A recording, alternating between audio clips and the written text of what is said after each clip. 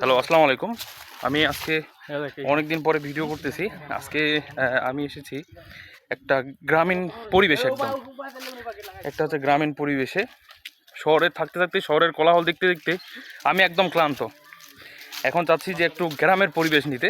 আজকে সম্ভবত আমি মাছ ধরবো এবং যাচ্ছি একটা চা পাতার বাগানে, সেটাকে দেখতে যাচ্ছি। তো অবশ্যই সাথে থাকবেন এবং অবশ্যই মাছ মারাটা দেখবেন।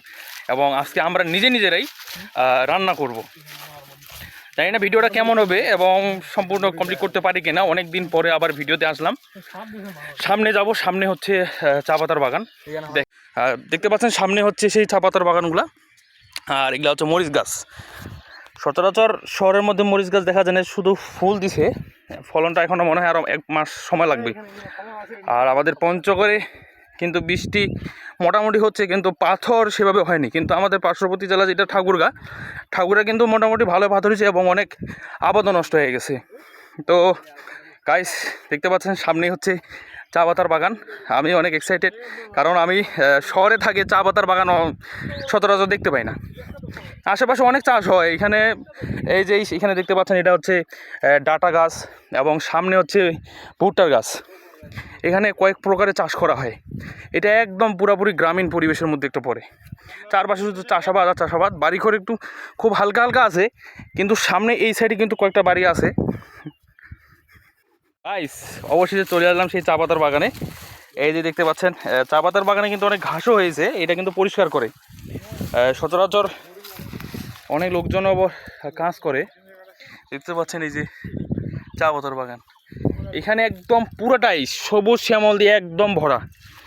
যেটা একটা সাধারণ মানুষ যারা শহরের কোলাহল থেকে একটু গ্রামীণ জায়গায় আসতে চায়, এই জায়গাটা আসলে আমার মনে হয় তার মন মানসিকতা একদম পুরোপুরি চেঞ্জ হয়ে যাবে। আর এই গাছগুলার মোটামুটি অনেক দিন বছর বয়স হয়েছে। এক পাশে হচ্ছে চা পাতার বাগান, আরেক পাশে হচ্ছে কি ভুট্টা। এই যে ভুট্টার দেখেন ফলন মোটামুটি অনেকটাই হয়েছে, আবার কিছু বাকি আছে। ভুট্টার এই জায়গাটায় মোটামুটি একটু ঠান্ডা আবহাওয়া, কেননা এই গাছগুলা অনেক শীতল পরিবেশে হয়।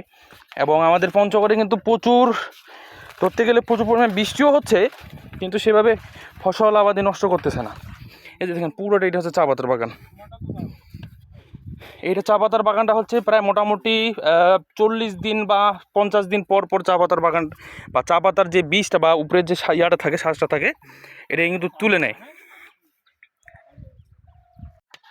সো এখন আমি চলে আসলাম, একদম দিঘিতে আছি এখন। সম্পূর্ণ ভিডিওটা দেখাতে পারিনি, কিন্তু এই যে দেখেন দিঘির মধ্যে আছে। এখানে হচ্ছে ছোট ছোট মাছ ধরার চেষ্টা করতেছি। জাল মোটামুটি 2টা আছে, ওই পাশে একজন মারতেছে, আর এই সামনে একটা জাল আছে। তো দেখা যাক কতগুলো মাছ পাই। মাছ পাইলে পরবর্তীতে দেখাবো ইনশাল্লাহ। এই যে জালটা দেখছেন, জালটা এখন ওঠাবো। দেখেন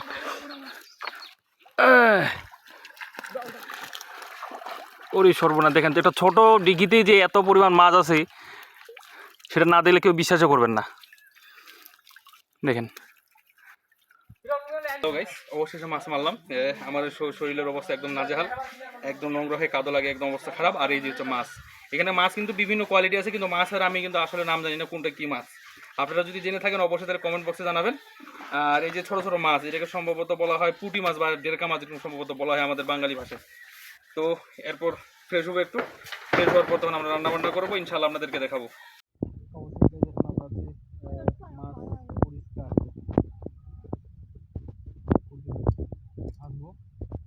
এই বড় বড় মাছ